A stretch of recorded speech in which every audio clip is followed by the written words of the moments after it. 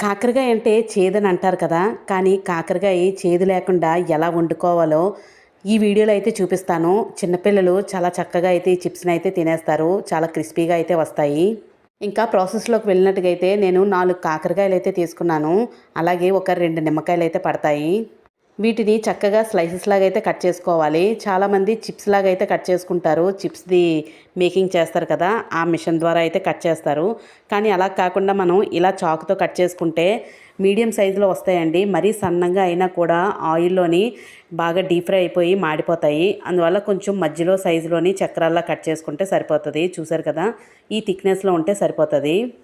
ఇంకా వీడియో చూస్తూ ఎవరైనా లైక్ ఇవ్వకపోతే తప్పకుండా ఒక లైక్ అయితే ఇవ్వండి. అలాగే మన ఛానల్‌ని తప్పకుండా సబ్స్క్రైబ్ అయితే చేసుకోండి. ఇంకా మంచి మంచి కుకింగ్ అయితే వస్తూ ఉంటాయి.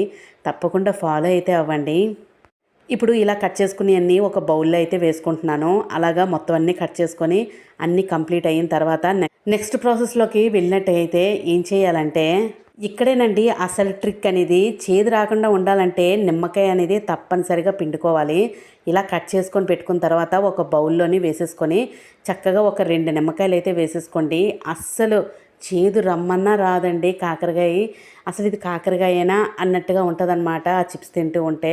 అస్సలు చేదు తెలీదు. పిల్లలు మంచిగా అయితే ఎంజాయ్ చేస్తూ తింటారు. మీరు కూడా తప్పకుండా ట్రై చేయండి. ఇప్పుడు ఇవన్నీ బాగా కలుపుకున్న తర్వాత ఒక హాఫ్ అన్ అవర్ అయితే పక్కన పెట్టాలి. ఎందుకంటే ఈ నిమ్మకాయ అనేది చక్కగా కాకరకాయ అయితే బాగా పట్టాలండి కాకరకాయకి. అలాగైతేనే మనకి చేదు అనేది పూర్తిగా పోతుందన్నమాట. వెంటనే అయితే వాడకండి.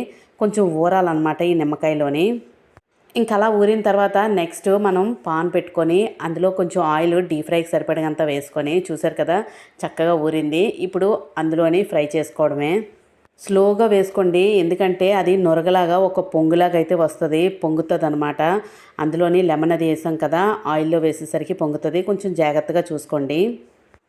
తక్కువే వేసుకోండి. ఎక్కువ వేస్తే నొరగలాగా మీదకి పొంగి ఆయిల్ అంతా బయటకు వచ్చేస్తుంది. కొంచెం జాగ్రత్త పడండి. ఇలాగా బాగా ఫ్రై చేసుకొని గోల్డెన్ బ్రౌన్ కలర్ అయితే రావాలండి. చూసుకోండి, మళ్ళీ మాడిపోతాయి, చక్కగా క్రిస్పీగా వస్తాయి. చూసారు కదా, ఇంకా ఫైనల్గా ఇలాగ క్రిస్పీగా తయారైన తర్వాత చక్కగా పక్కకి తీసుకోండి ప్లేట్లోని.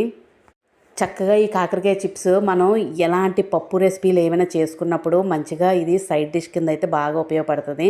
తప్పకుండా మీరు కూడా ట్రై చేయండి. పిల్లలు ఎవరైనా కర్రీస్ కానీ ఏదైనా ఫ్రై కానీ తినలేకపోతే మాత్రం ఇలాగ చిప్స్లా చేసి పెట్టండి. చక్కగా కేజీ కాకరకాయలైనా కూడా కంప్లీట్ అయిపోతాయి. అంత మంచిగా అయితే తినేస్తారు. వాళ్ళు తింటున్న కొద్దీ తినాలనిపిస్తూ ఉంటుంది. అంత బాగుంటుంది. చూసారు కదా, క్రిస్పీగా చక్కగా మంచి కలర్ఫుల్గా అయితే ఫ్రై అయ్యాయి కదా. ఇప్పుడు వీటిలోని మనం ఏం వేయవసరం లేదండి. చాలా 2 ఇంగ్రీడియంట్స్, కొంచెం సాల్ట్ అలాగే కొంచెం పచ్చికారం అయితే వేసుకోండి, సరిపోతుంది. అదంతా మిక్స్ అయ్యేలాగా బాగా కలుపుకోండి. కలిపిన తర్వాత ఇంకా ఎంజాయ్ చేయండి. చాలా బాగుంటాయి. మీరు కూడా తప్పకుండా ట్రై చేయండి. మీకు ఎలాగొచ్చిందో ఈ రెసిపీ అనేది తప్పకుండా కామెంట్ సెక్షన్లో అయితే పెట్టండి. చూసారు కదా, ఇంకా నేను మొత్తం 2 కలిపేసి చక్కగా మా పిల్లలకైతే పెట్టేశాను. మంచిగా టేస్ట్గా అయితే ఉన్నాయని అన్నారు. మీరు కూడా తప్పకుండా ట్రై చేయండి. అలాగే మన ఛానల్లో ఇంకా మంచి మంచి కుకింగ్ వీడియోస్ ఉన్నాయి. అవన్నీ తప్పకుండా వాచ్ చేస్తారని, ఛానల్ని సపోర్ట్ చేస్తారండి మనస్ఫూర్తిగా కోరుకుంటున్నాను. అలాగే మీకు ఇంకా ఏమైనా మీకు ఇష్టమైన రెసిపీస్ ఏమైనా కావాలి అంటే తప్పకుండా కామెంట్ సెక్షన్లో పెట్టండి. మ్యాక్సిమం ఆ రెసిపీస్ని అయితే ట్రై చేస్తాను.